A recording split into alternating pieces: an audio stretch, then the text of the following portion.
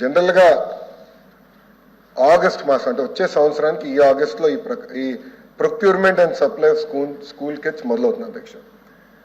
ప్రధానంగా ఏంటంటే ఏ స్కూల్లో ఎంతమంది విద్యార్థులు ఉన్నారు, గ్రోత్ ఉంటుందా లేదా అనేది ఫోర్త్ వీక్ ఆఫ్ ఆగస్ట్ మనం అనుకుంటాం.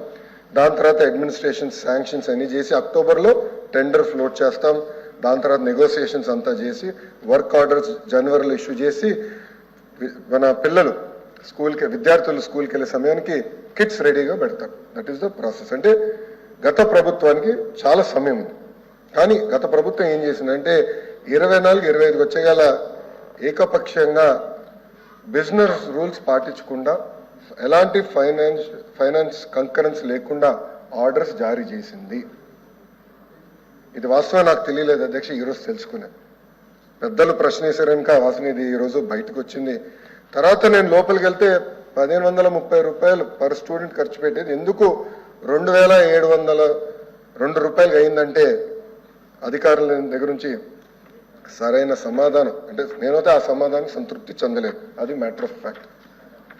దాంట్లో భాగంగా షూస్కి వచ్చేగల సైజ్ మిస్ మ్యాచ్ అనేది ఉంది అధ్యక్ష.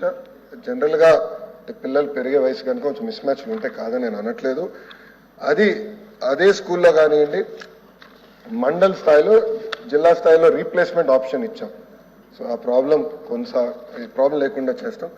బ్యాగ్స్కి వచ్చేగల నాణ్యత లేదనేది పెద్దలు చెప్పారు, అది ఫీల్డ్లో కూడా కంపడింది. చాలా ఆర్టికల్స్ కూడా దీనిపైన వచ్చినాయి. దాంట్లో 2 విషయాలు. ఒకటి, గత ప్రభుత్వ అనాలోచన వల్ల బైలింగ్వల్ టెక్స్ట్ బుక్స్ అని ఇంగ్లీష్ మీడియం అన్నారు, అలానే ఇంగ్లీష్ మీడియం కమిట్ అవ్వలేదు అధ్యక్ష. సో ప్రతి టెక్స్ట్ బుక్స్ ఒక పక్కన తెలుగు ఉంది, ఇంకో పక్కన ఇంగ్లీష్ ఉంది. అంటే వెయిట్ పెరిగింది అధ్యక్ష. పిల్లలు 10 నుంచి 12 కేజీ కన్నా ఎక్కువ బరువు మోయకూడదు అనేది చాలా క్లియర్ రూల్స్ ఉన్నా దాదాపు 20 కేజీలు మోస్తున్నారు బరువు. దానికి ప్రధానమైన కారణం బైలింగ్వల్ టెక్స్ట్ బుక్స్. సో ఈ బైలింగ్వల్ టెక్స్ట్ బుక్స్ ఏం చేయాలనేది కూడా మేము డిస్కస్ చేస్తున్నాము. అంటే ఎట్లా తీసుకెళ్ళాలి ఇది ముందరికి అనేది మేము డిస్కస్ చేస్తున్నాం అధ్యక్ష. అంతేకాకుండా అధ్యక్ష, యూనిఫామ్స్కి వచ్చేగల స్టిచ్చింగ్ ఛార్జెస్ కూడా 22-23 అకాడమిక్ ఇయర్ నుంచి పెండింగ్ ఉన్నాయి అధ్యక్ష. స్టిచ్చింగ్ ఛార్జెస్ కూడా పెండింగ్ ఉన్నాయి. ఫైనాన్స్ మంత్రి గారు నా పక్కనే కూర్చున్నారు. సో గౌరవ మంత్రి గారు రిక్వెస్ట్ చేస్తున్నా, త్వరలోనే ఈ స్టిచ్చింగ్ ఛార్జెస్ ఏదైతే పెండెన్సీ ఉందో అది ఇవ్వాలని కోరుతున్నాను. తప్పనిసరిగా మేము అవసరమైతే యుద్ధం చేసి ఆ నిధులు తీసుకొచ్చి అంటే ఎవరైతే స్టిచ్చింగ్ చేస్తారో ఆ తల్లిదండ్రులకి ఆ ఛార్జెస్ కూడా అందజేస్తాం అధ్యక్ష. అంతేకాకుండా నాకు ఇచ్చిన వివరంలో 3rd క్వాలిటీ చెక్ అని చేసామన్నారు. నేనైతే సంతృప్తి చెందట్లేదు. ఆ 3rd క్వాలిటీ చెక్తో చాలా పకడ్బందీగా చేయాల్సిన అవసరం ఉంది, నాణ్యత అందించాల్సిన అవసరం ఉంది. అది మా ప్రభుత్వం చేస్తున్న అధ్యక్ష, దాంట్లో ఎలాంటి డౌట్ అవసరం లేదు. సో టెండర్లు లేకుండా సరైన ప్రక్రియ పాటించలేదు కనుక దీనిపైన తప్పనిసరిగా నేను ఎంక్వైరీ చేస్తాను. సభ్యులందరూ అడిగా దీనిపైన ఎంక్వైరీ చేస్తాను, కఠినంగా నేను వివరిస్తాను. ఏ షెడ్యూల్ అయితే గతంలో మేము పబ్లిష్ చేసాం దాన్ని నేను పాటిస్తాను.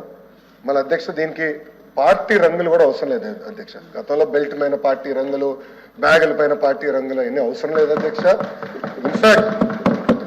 ఇన్ఫాక్ట్ నేను డిపార్ట్మెంట్ని అడిగాను అధ్యక్ష, అసలు స్కూల్ యూనిఫామ్ డిజైన్ ఎలా వస్తుంది, కలర్స్ ఎలా చేయాలి, దానికి డెఫినెట్లీ సైన్స్ ఉంటుంది, మీరు తెలుసుకోండి ముందర, తర్వాత కూర్చుందాం.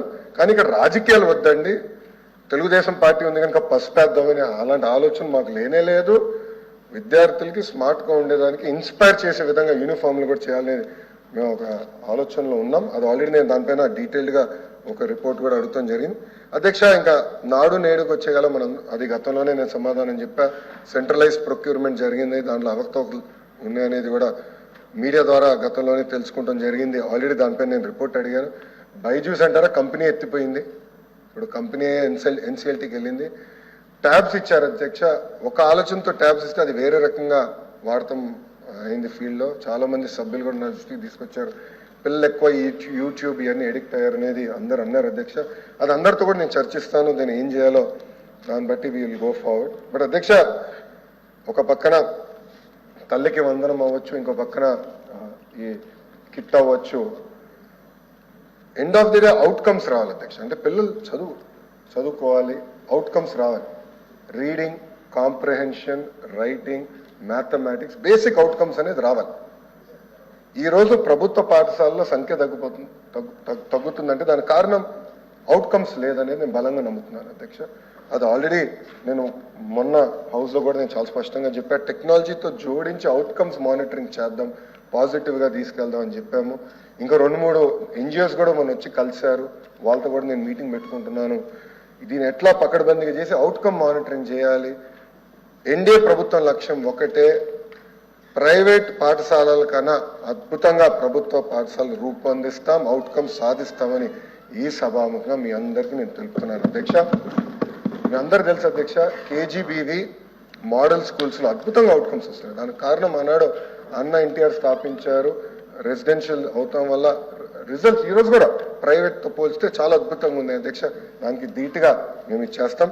విద్యా కానుక కిట్ 100% మేము కొనసాగిస్తున్నాం, దాంట్లో ఎలాంటి సందేహం అవసరం లేదు అధ్యక్ష.